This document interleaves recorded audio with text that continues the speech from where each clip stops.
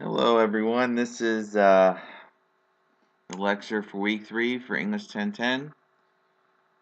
All right, let's just get into it. Let's review last week's readings. Um, so last week, let me check the syllabus. Sorry, that's not it. Okay, so we read Models, Chapter 3 and Chapter 13. I think I talked about those last week. But let's talk about confession and cosmopolitan sorority hazing. Oops. So, what? So the. Oh, alright. Okay. This article was clearly written by someone, I think, probably a recent grad, and she talks about how getting hazed by my sorority was weirdly worth it. Hopefully, you had the same reaction I did, which is, and again, since we don't do this as a class, it's hard to do, but hopefully you read this over and your response was, this sounds really bad. So all the things that she had to put up with, like right here, I cried when I didn't know where Sister Jen was when I was asked in front of everyone on the spot. I cried when I had to share one toilet with 42 other girls. Just a lot of hurtful and mean things were done to her and other pledges. The lineup, this is kind of, it sounds awful.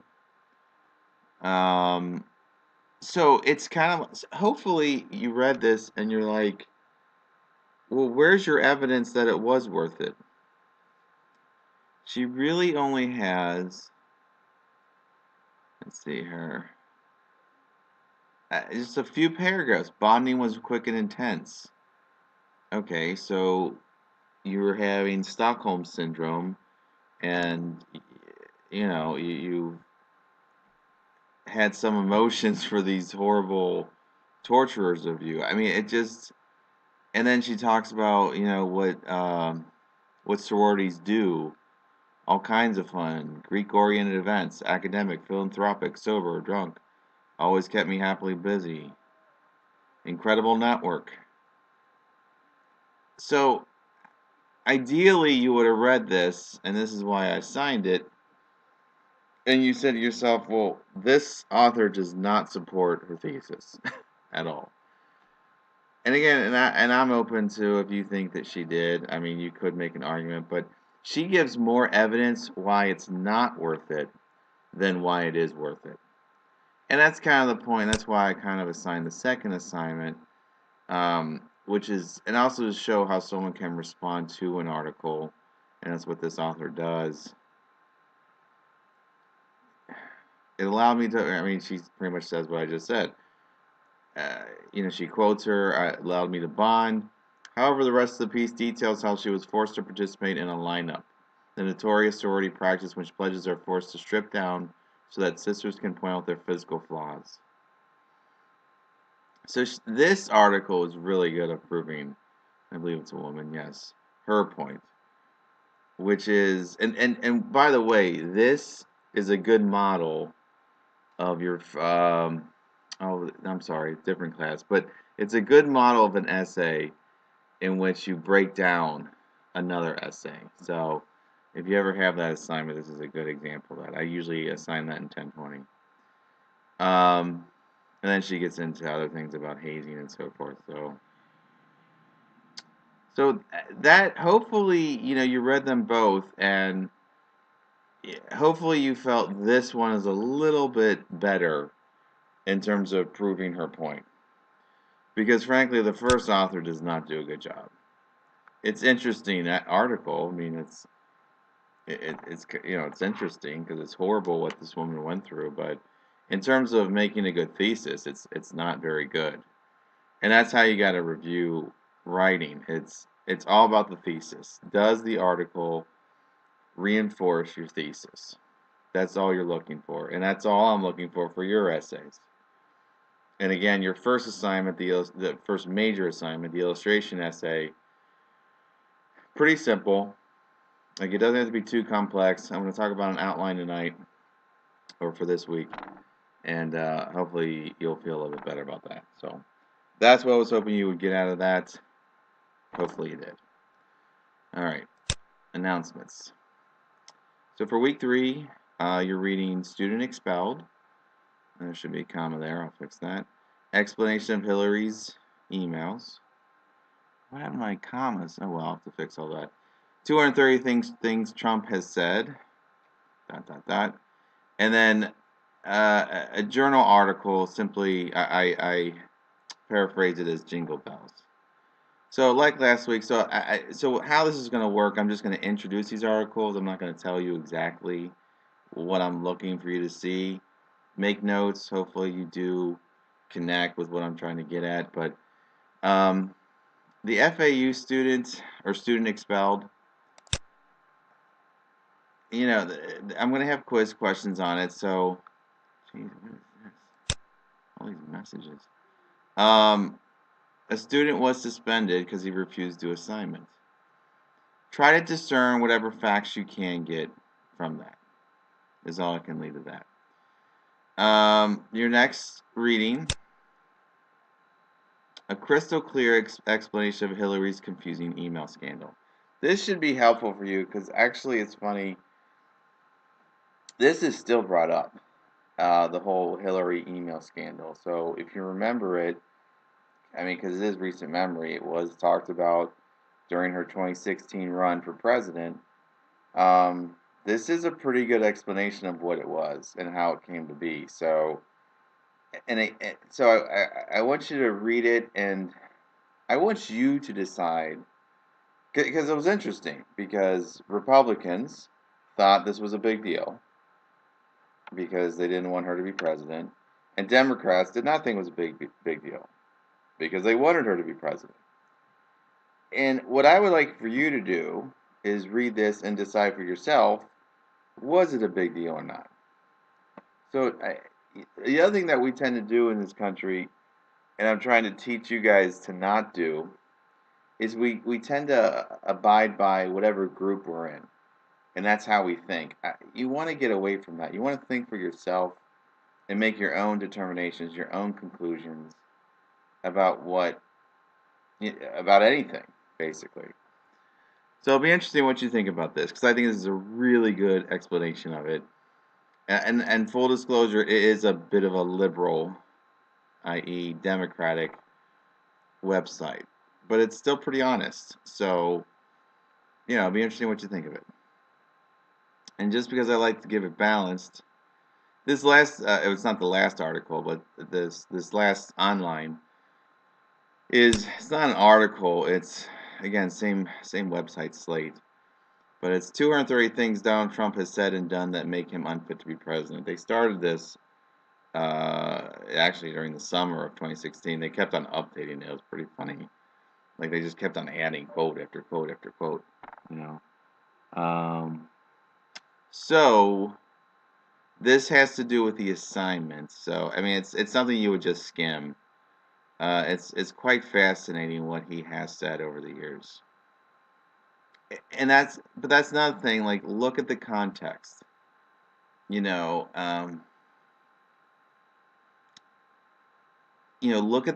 at when he said it. Look at where he was when he said it. Is the quote taken out of context? And maybe it's not. A lot of times it's not. So anyways, it's going to have to do with your article, with your assignment this week. And then your last. So the last thing, so I just call it Jingle Bells. And it's a journal article. A journal article is something that's written by an academic. It's published in specialized journals. This one's called Theater Survey. And they're usually about 20 pages long. So I'm going to break it down. So for this first part, I want you to read pages 375. I'm sorry, what? Something happened here that I have to fix. So it's 375 to 382, not 32. Would not make any sense. So let me just show you where that's at. So up until this section, and on my back I fell. So this is an investigation in the Christmas song Jingle Bells and its history, and it's very interesting, and it'll pay off in the end because this journal article made national news, political news, I might add. And it's going to tie into, a theme of this class that I give is honestly how to evaluate what you read on the internet, and this one's going to be a big factor. There's going to be another one as well, and it's twofold. I'm also having you read this because you're going to have to read academic stuff like this, so it's good practice. So when you read this, do your best to summarize it so you understand it. If there's a section you don't understand, email me, ask me to paraphrase it, to explain it, because it is very academic-y. There's no better word for it, unfortunately, or I can't think of one. So again, it's a challenge. It's a reading challenge, but it's also going to pay off in terms of what can you trust in terms of everything out there. So I'll get to the illustration last. Let's talk about. So this is a full week. I decided there was just too many good things, but it'll pay off next week. You won't have as many. So this week you have all potential minor assignments. So you do have a quiz based on the readings. So that would be under quizzes. And I think we're up to quiz number 3 already. Okay. So it's just verifying you read the articles. Jingle Bells. Oh, I gotta take that one out. That's not right.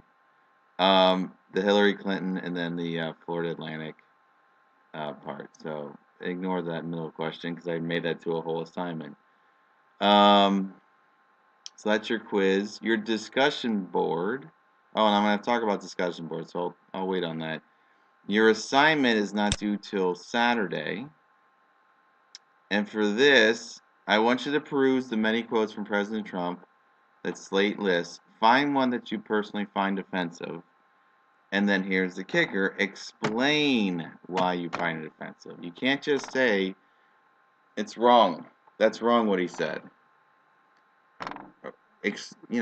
Give me an explanation. Explain in more detail why you find it offensive. So I really don't want to give an example because I don't want to, because whatever I pick, you can't pick. But any of these things, especially if you're of a group that he mocks or criticizes,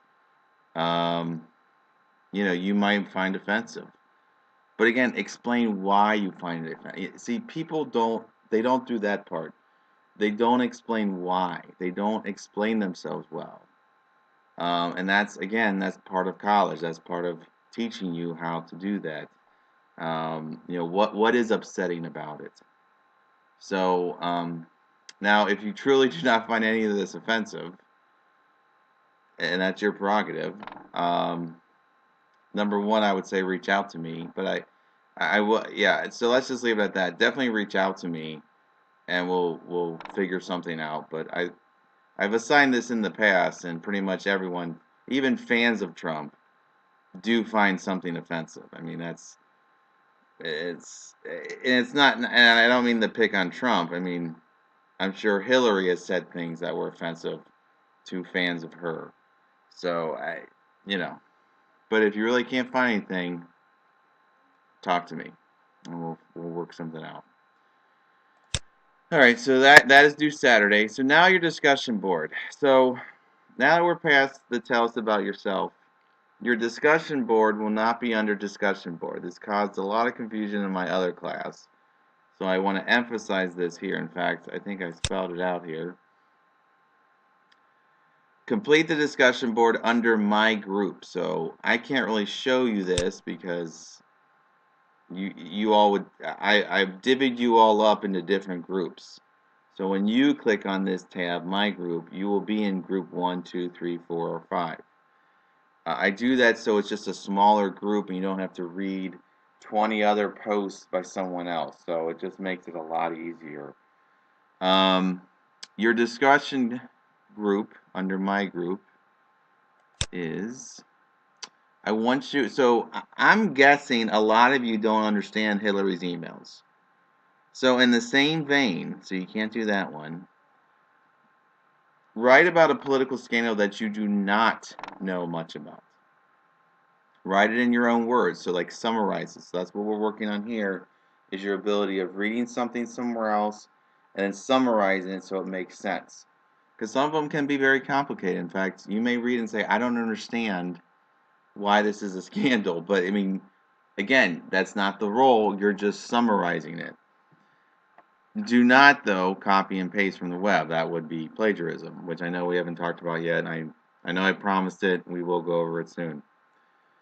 So as a response, so the first post is due by Wednesday, where you just summarize a political scandal. And it can be from any century. There have been political scandals, and it doesn't even have to be this country. I mean, if you have interest or know of a different country's political scandals, absolutely you can get into that.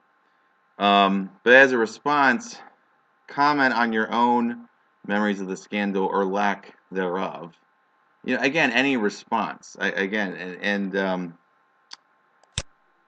you recall, I gave an example discussion board to show what I'm looking for a first post and a response. Okay, so that's under example discussion board. So now that we're finally doing one, that's where that comes into play. So that is your discussion board. It's under my group, and again, everyone will find this under that tab, under their group. So again, first post is due by Wednesday, and at least 2 responses by Saturday. You have to do minimum that to achieve all full credit of 10 points for that. All right. So that is about it in terms of this week. I'm going to talk a little bit more about the illustration essay. Before I forget, I'm going to give the secret word. So again, once again, there's a secret word. Actually, I have to add that as well to the post. So, second here and edit that. So the secret word for this week is Bowie, as in David Bowie. So Bowie. That is your secret word to verify you watch this. Okay, upcoming assignments, illustration essay. So your illustration essay will be due the end of week 4, so next week. So as a reminder, short essay assignment. And again, going by the model's textbook, you're going to illustrate something, again, through examples, statistics, anecdotes, whatever. I'm giving you 3 topics. If you don't like any of the 3, again, you have to reach out to me. Don't just do something else on your own. That happens every semester, it seems like, and every semester they get an F, and then they're shocked and disappointed. So please listen to me, and you have to get, you know, I need to approve a topic, so you can't just write anything. And again, the topics are: explain how chaotic or boring your life is. Choose one. Explain why blank will win a championship. So, like I said last week, now that we're past the Super Bowl, it would be a bad article to write about how the Patriots will win, because they did. Although, unless you're saying next year.